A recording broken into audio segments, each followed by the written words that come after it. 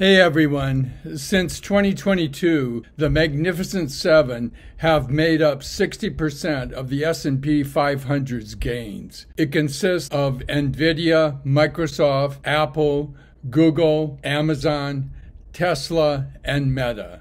I've often wished there was a simple way to invest in all seven of these, and I think even more so for people of less economic means.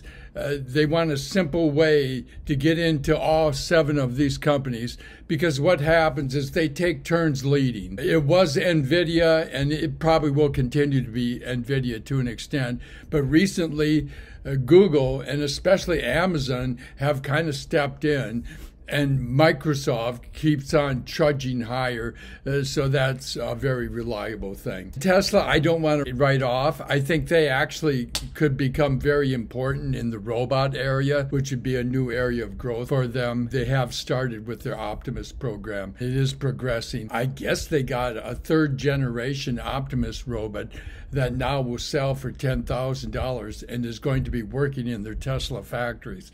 So the robot thing is just developing so fast.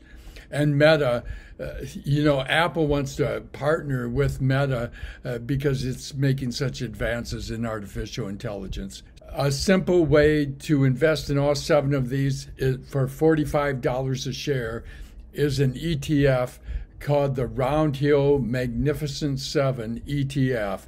Its symbol is MAGS, M-A-G-S. And looking at the chart on MAGS, since the beginning of the year, it's gone from about 32 to almost 46. So it's gone up almost 50%. So wow. And it's a nice smooth ride. It's well above its 21-day moving average. And its relative strength is 73, which is good. The housing situation is complicated and is affecting inflation. It's a big part of inflation because the housing value keeps going up. It went up like over 6% in April. It's gone up 47% since early 2020, the average house. People aren't selling their houses if you have a long mortgage at a low interest rate. So they're not selling on the one hand, but the people who are selling, it's starting to loosen up a little bit now. People are starting to list their houses more than they were. And the reason for that is they sense maybe this is a top of the housing market. Buying of new houses has gone down 11% on a monthly basis, simply because I think a lot of people are waiting for interest rates to go down because they've been told over and over that the Fed is eventually going to cut. So why wouldn't we wait 6 months to try to get a lower interest rate?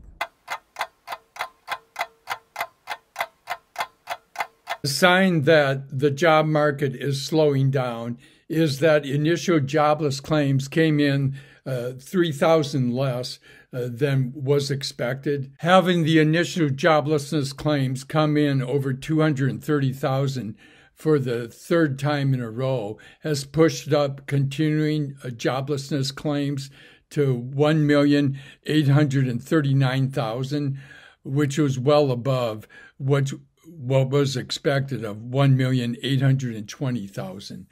So the trend of the continuing job claims is probably more important because it's a trend towards the job market loosening, which this is looking very soft market landing like. The Atlanta Fed estimates the GDP for the second quarter, and they estimate that it's going to be 2.7%, which indicates a healthy economy, but it is less than the 3% that was expected earlier. So there are signs that the job market is cooling, the GDP is coming down, that housing might be starting to loosen up. People are starting to be more willing to sell their houses. It's like in the Olympics. The stocks are doing a balancing act, particularly artificial intelligence is doing a balancing act, and they have to stick the landing. It's the most important thing.